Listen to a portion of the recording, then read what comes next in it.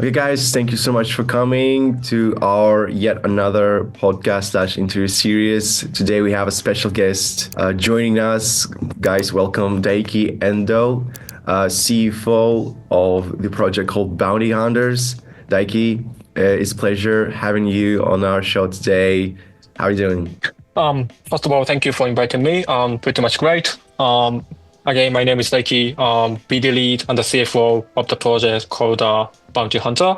I was in the crypto industry from 2017 and have experience in a trader, media chief, and the NFT BD lead, as well as a node operator. And then, like in recent 2 years, I was focusing on developing the game called Bounty Hunter as a BD lead and a CFO.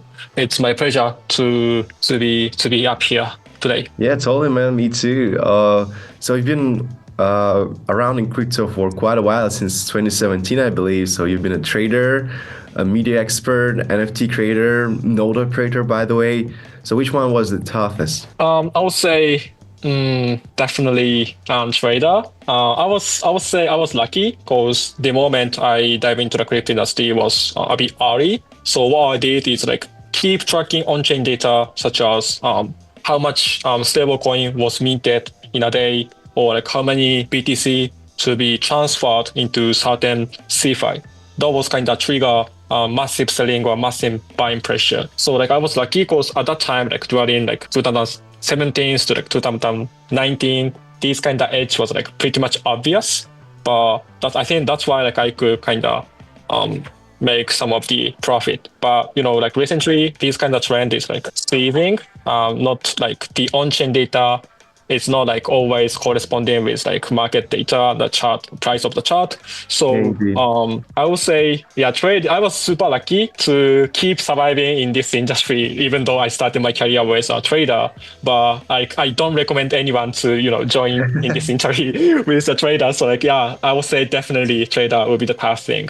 And by the way, was that like, what was the moment in your career that you were thinking like, damn, that was insane? Yeah. So I think the first feeling like comes like a very early stage of my career in the crypto industry. That was the moment I read a Bitcoin white paper for the first time. So like when I was a trader, I don't study like so carefully in terms of the price shape of the chart, but I do read a lot of the document material as well as on-chain data. So in order to do so, of course, I have to read a white paper. And then when I look into the white paper of Bitcoin, I was like, yeah, that's insane. The Oh, philosophy of the decentralization and how to create architecture, and then how to create UTXO model. That would be like everything was new to me. And then that was actually make me later move toward like project side rather than keep being as a trader. So yeah, BTC white paper, that's kind of my bible to stay myself and be crypto industry. well, it's kind of cool, man. But what about Ethereum nodes? So you received grants from Lido, SSF Network, and handled like, I believe, millions in ETH in total. So what was the hardest part of this job? Oh yeah, so for the node operation, that came like center of like activity in terms of Web3 from 2022. That's because Soros taker, that term which mentioned individual validator or node operator, will be kind of center of like protecting, securing the Ethereum blockchain. So first of all, like it's really funny and kind of really like I feel like really good responsible for keep carrying the Ethereum as a source taker. And I would say learning new things isn't always easy at all, let alone like learning infrastructure. So like to set up proper network, hardware, and security, like everything is very tough. But due to the help from Lido, SSV, and other Soros taker friends, like I would say the difficulty is decreasing. So this is also one of the good thing to be a source taker. I think I don't know like if I answering your question correctly, but yeah. Yeah, it's one thing that really is kind of interesting to me. Like, what's the biggest mistake actually a token operator can make? So, have you ever made one, maybe, or you met a friend or acquaintance who did this? Yeah, in terms of the node operation and validation, definitely slashing.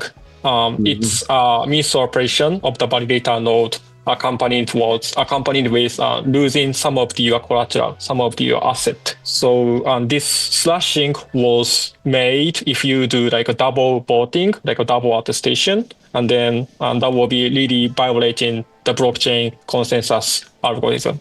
So therefore slashing. So I never made slashing, and then of course I will not. And I would like to introduce one technology, a new technology called DVT, which is distributed validator technology, which allows validator key to split into some of the people. So to participate in consensus algorithm, each of the validator key owner, for example, me and you and other two people share one validator key, and then that validator has internal consensus algorithm, and then after agree, like each of the key owner agree like a certain duty, and then the validator itself goes to attestation. So this is also I'm really bullish about this technology, because that's literally decreasing the possibility of the slashing, because without DVT technology, all you got to do is just attest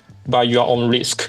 But if you separate the validator key into like four people, let's say four people, and then the possibility to your validator do misoperation will be really decreasing, because before you attest some of the duty, your validator has internal consensus among four people. So the reason why I introduced this technology is the possibility and opportunity of your validator to be slashed is like getting decreasing year by year. So of course, I never made a slashing before, and also I will not. And then most of the people will also decrease the possibility of your validator to be slashed from this year. Wow, this is kind of cool, man. Now let's talk about Web3 and hackathon. Approach that a tiny bit. So you were a finalist in the Jito, the Grid Hackathon. So what project did you present, and why did it make it to the finals? Yeah, so I proposed a multi-staking vault, which allows Jito, so their native liquid staking token, to be under-collateralized. So mint several liquid staking token to improve APR of Jito, so their native liquid staking token. The reason and the motivation of this, myself participating in this hackathon, is like I see staking a means of asset deployment free from up-layer compromising risk as a form of basic income. So maximizing staking API, which is free from up-layer compromising risk, will be very much important. So that's why I'm also bullish toward liquid staking and liquid restaking. And then recently, Jito, one of the major MEV and liquid staking provider, opened the gate to restaking. So that's why kind of join to the Solana ecosystem from the perspective of staking maxi. And I guess the reason why I could survive as one of the finalists is because I kind of combine previous example of BTC staking, Ethereum staking, and staking situation in a Cosmos ecosystem, and trying to modify and maximize like previous example and propose like kind of Solana native way of liquid staking. So that's why I guess I go one of the finalists, I guess. Wow, that's really cool. But let's talk about Web3 gaming now. So how do you see the current state of Web3 gaming? Is it like a boom or bubble, in your opinion? I would say, even though, again, like I'm developing the game as a BD lead and a CFO, but I would say it's literally bubble. So it's really overestimated with like too much enthusiasm. So I think we need to think of like how to bring capital outside of Web3 the Web3 gaming industry is like not huge as well as like DeFi or like any other sector. So I would say like rely on only within Web3 gaming industry is like pretty much insane. I mean, pretty much unstable. So that's why a lot of the previous example of gaming product has to ride with the market hype. Otherwise, they couldn't survive.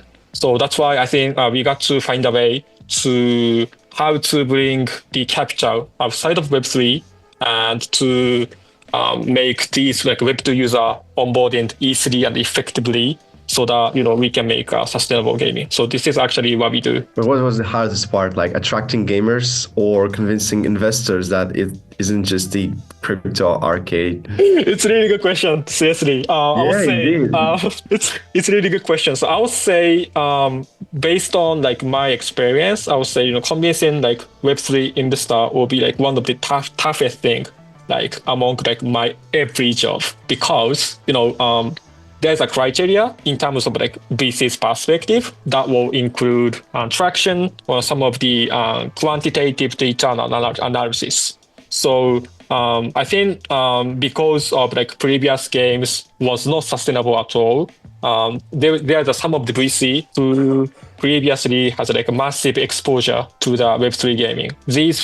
From this perspective, some of the investor will be like very much skeptical about Web3 gaming industry. So that's why like they really look for like a not qualitative but quantitative data and user traction, like how huge, how large your community is. But if investor like require these kind of requirements, I would say the project corresponds to these requirements, and then it will lead to like massive airdrop, like buying users. It's a really like not sustainable way. So like there's a gap between like why investor require these kind of requirements and not between like the project how to meet the criteria of the VC, and then like these like a misunderstanding and gap is actually making the situation of Web3 gaming like worse and worse, because that's the situation like never changed, like the unsustainable game like keep like burning. So that's why we trying to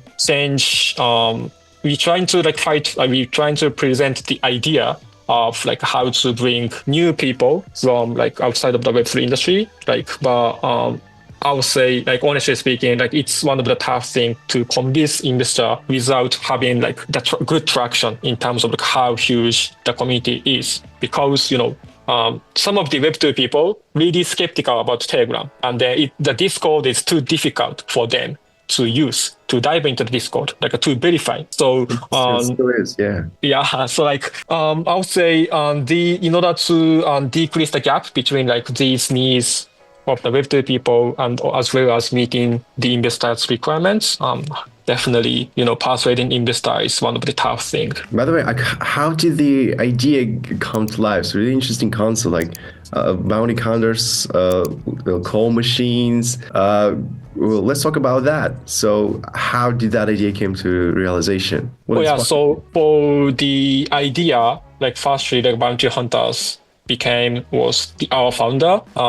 He thought about the playing game, pro game. There is everywhere. For example, if you go to Consensus, like if you go to East Denver, there should be pro machine in the venue, and everyone can understand the concept.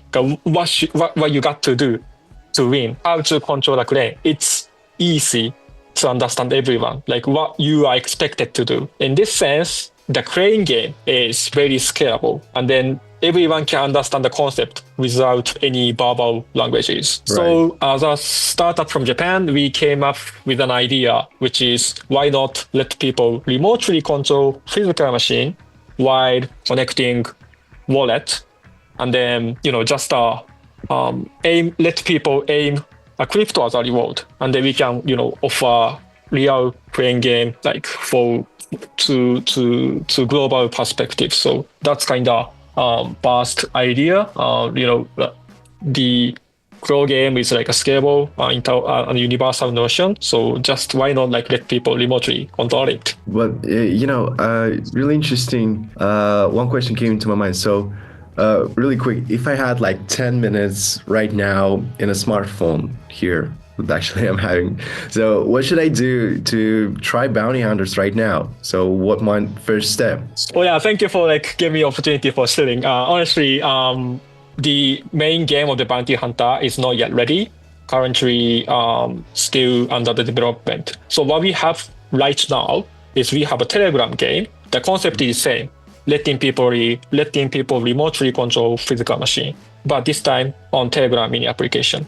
And when we can expect the proper launch? That's gonna be on this year summer. So we are kind of making a go-to-market strategy for Web2 people recently. So I think let me share the strategy like ASAP, which is in order to reach out to like Web2 people effectively. What we got to do is like spend tons of the marketing asset right before 2 months of the launch, so that everyone can download the application simultaneously. That will lead to our application on iOS and Android goes very top of the social gaming ranking. That will make other people blindly download the game. So this is our strategy. So we really look carefully about the market condition and the number of the game to be launched in a certain month.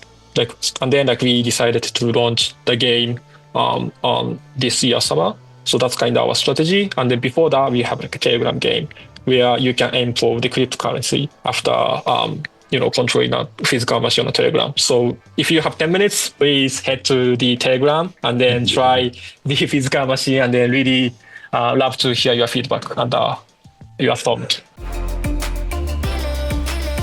Wow, it's really cool. But why I'm asking that is because many people think that play to earn Web3 thing, it's all like just a hype here and short-term trend. So what's your response to the critics? I honestly totally agree, honestly speaking. Really? So I think we need like more solid product, I would say. So I think situation getting changed by change. But if we look into DeFi on Solana, like gaming ecosystem, some of the game will be just corresponding to the market sentiment. For example, if the meme coin hypes, there is a bunch of the meme coin project, and then if there is a BTC hype, and then there's in a very short period of the time, there is a kind of BTC market. So I really, as a person who was in the crypto industry from 2017, I really think the product layer is kind of very short time. Of course, there's a bunch of the good product, but if we look like a very macro layer, I would say the industry still have large room to be improved in terms of how sustainable each of the application is. So honestly, I totally agree. So that's why in your opinion, name one Web3 project, a type of project maybe, or maybe a certain project, if you will, that is overrated and will eventually fade away soon. I don't like to name a specific project, but I will choose one. In terms of sector, I would say layer 2 or restaking AWS. Because I think there are a bunch of the layer 2 recently, and some of the saying actually struggling to secure staker and collateral to validate the chain. Also, the same situation I can see in the Eigenlayer AWS and the symbiotic AWS. So if I look into a good part, AWS, it's very good technique because the developer only care about the coding, and they don't have to care about infrastructure because they can borrow from Ethereum. It doesn't mean the project itself has a market fit. There is enough demand for the people to use these AWS or layer 2. Which means these layer 2 project may suffer from to generating enough revenue, and then that will may lead to in someday some of the validator of AWS, some of the validator or sequencer layer 2 will leave the ecosystem, and then that will be the start of the security is losing. So currently, the reason why a lot of the people restake the token for AVS for like do some of sequencer thing in a layer 2 is like because of the hype. So if this hype was vanish, and then some of the layer 2 or like AVS will be also disappear. And in opposite, what's the next big thing in Web3 in your opinion? I would say stablecoin on the Solana, because a lot of the traditional bank rely on the SWIFT for the international payment, but it also requires like several days to the exact amount is like arriving the another side of the bank, and also the structure of the SWIFT needs there is some kind of pre-deposit to the destinational address. So in terms of the capital efficiency, it's not like good. But if we use stablecoin on Solana, like we can send like exact amount of the USD within the 1 minute from one end to another. And also there is a good project called, for example, if you allow me to raise like one name of the project, there's a DeFi called Human Finance on the Solana, which allows an institutional investor to let their USDC deposit with 2-digit APY. So like there's a lot of the opportunity for traditional financial actor to participate in the DeFi on Solana with the form of USDC. The stablecoin never has a volatility. So these kind of like a stablecoin business on like a high throughput blockchain such as Solana will be like that will be like one of the center of this year trend. So you're pretty bullish on Solana. Yeah, like I never thought I was this much bullish on Solana, until last year. But after the hackathon joining Najito, like I get to know more about Solana, and then it's still a beta net, so it's like the main node is not yet ready. But I'll say Solana would be very good for the mass adoption. Wow, it's really interesting. I was pretty bullish on Solana myself, but eventually things, changed. Now I'm not really sure, but you kind of got me thinking in that direction again. So Daiki, we're having such a nice talk so far. I have just one part left that's I was really excited to do with you, and that's a rapid fire round. So we have like quick and fun. You will answer really quick and in fun manner, so to say. 5 questions, no overthinking. Let's go. So your favorite crypto project aside from bounty hunters? I'll say Lido. Okay. What's the weirdest NFT you ever owned? Goblin. That was like the NFT on Ethereum net. That was kind of hype in the 2022. Wow. And speaking of Ethereum, in let's see, 2030. So what's your prediction? I'll say stable. Stable price, like not different between like now and later. Oh, it's an interesting viewpoint. Okay. What would you rather create, like the most successful Web3 startup or a first decentralized country? 100% fast decentralized country. Really? But it's kind of hard to manage first. Okay, that's an interesting perspective. And lastly, convince your future players in one sentence why they should try and join Bounty Hunters right now. Because it's a new way to get you the crypto. So don't buy crypto on the exchange, just grab it from Bounty Hunters. Okay, that's a perfect ending point. It seems like, Daiki, that was really interesting having this nice talk with you. So guys, if you're watching still, we had a nice talk with CFO at Bounty Hunters, Daiki Endo. Daiki, thank you so much for this talk. Looking forward to seeing you again and hearing soon. Likewise, thank you for having me. It's my pleasure to talk here. And thank you for everything. I enjoy a lot. Thanks so much. Yeah, likewise, man. So see you soon. See you around.